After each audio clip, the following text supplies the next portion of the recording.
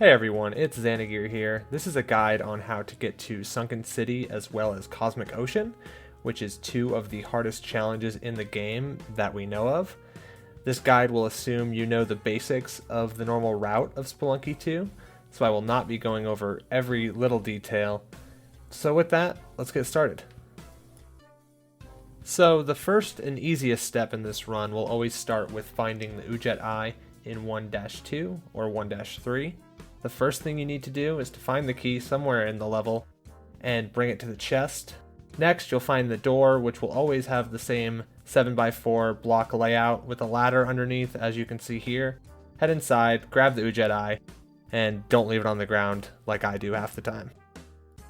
Now we are in 2-1, where we will be saving Van Horsling. This part of the run is technically optional, though it does make fighting Vlad a bit later quite a bit easier. Van Horsling will always be found in this level, 2-1, and the first thing you'll want to do, if you didn't get a skeleton key in World 1, is to get a key out of the cave here. Once you grab the key, you'll just want to find a locked door next to a metal block, get the diamond from Van Horsling inside, and move on to the next level.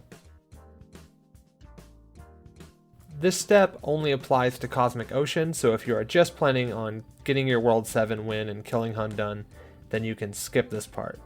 The Moon Challenge can be found on 2-2, 2-3, or 2-4.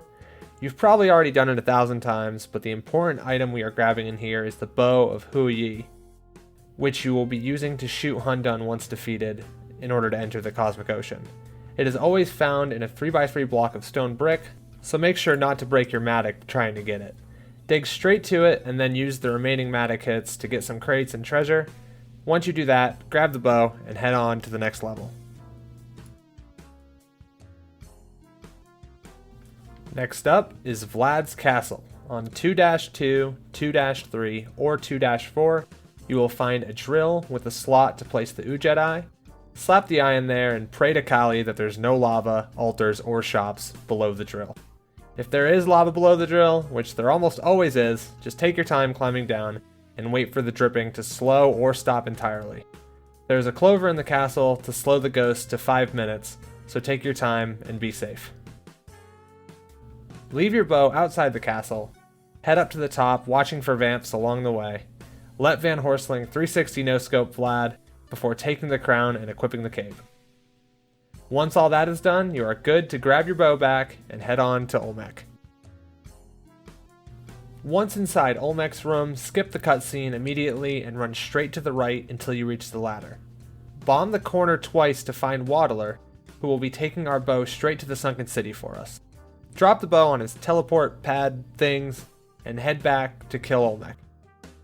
Phase 1 will go as normal, stepping left and right to dodge him while he breaks the blocks below you, as you always do.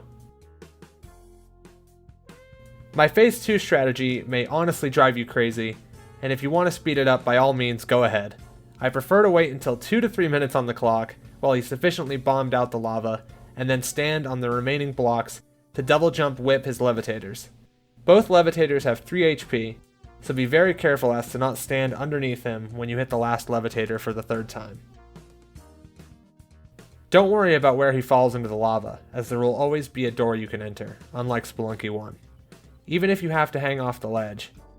Jump up to the top and grab the Ankh. Like the Udjet Eye, you can walk out of here without grabbing it, so take care as there is no way to re-enter the Ankh room once you leave. With the Ankh and crown in hand, we can move forward to 4-2. You'll find Excalibur in the center of every level 4-2 above the water at the bottom of the level. The crown we picked up in Vlad's castle allows you to pick this sword up, so put on your best King Arthur face and pull the sword out of the ground before heading over to 4-3. First thing you'll want to do in 4-3 is scout the level and place Excalibur somewhere easy to reach after sacrificing yourself with the Ankh in the next step. After placing Excalibur, find a small door which can generate almost anywhere, and take the path down below the lava. I had to change this part of the video a bit during editing, since they patched the ability to keep the Ankh, so I apologize for the sudden character change.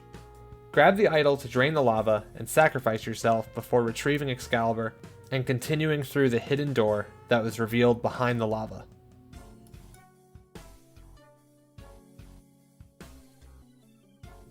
Now that you've reached Abzu, all you need to do is smack Kingu in the back a few times. Use some ropes to climb up to him, or find the cave underwater that will take you above if you're low on supply. Hit the center of his shell a few times, taking care to dodge the enemies he throws at you over his shoulder, and grab the tablet when it drops. You no longer need Excalibur, so if you find something you'd rather pick up, you are now safe to do so.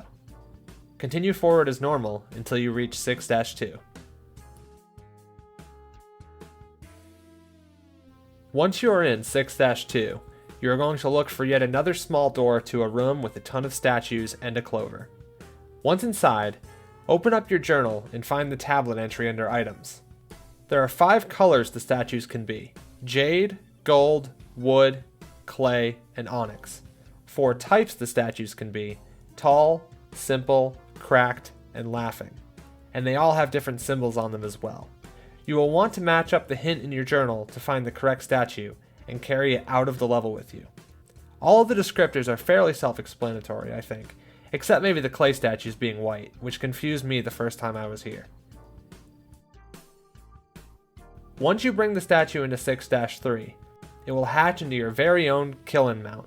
Qilin? I don't know how to pronounce that. Hop on and be very careful as it only has 3 HP. It functions almost like a jetpack, but it does not lose power, which we will use to our advantage on Tiamat's stage next.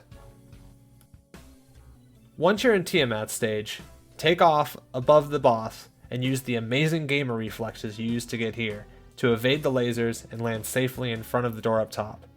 Sadly, we will have to leave our friend Qilin behind as we journey to the Sunken City. Once you arrive in the Sunken City, the first thing you'll want to look for is Waddler's room, which will always be on 7-1 in a cave. But on top of that, you will also need the light arrow from the Sun Challenge on 7-1, 2, or 3. The Sun Challenge can be a bit of a troll sometimes, so if you can afford to skip the reward, you can rob it with bombs. But we're good spelunkers, so once you pay, head in and immediately climb up to the platform in the middle, dodging or whipping any enemies in your way. Place 2 ropes and climb to the top, and pray to Kali once again that you make it out alive. When the timer has expired and you have picked up the arrow, you will find a bounty of bombs and ropes at the exit for you. Grab those and go find Waddler's room. Combine the arrow with the bow in Waddler's room and carry that to the boss on 7-4. Now that you've made it to Hundun, all that's left is to climb to the top, kill them, and leave. Or shoot them in the eye with the bow if you are going to the Cosmic Ocean. I say kill them and leave like it is simple, but as you can see in the clip I'm talking over, I relied on the poison the boss was afflicted by when it was darted on the climb up to watch them very slowly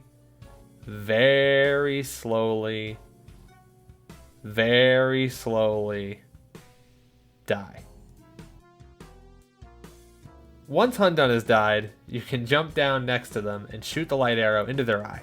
Be mindful of the spikes as they can still end your run after the boss is dead.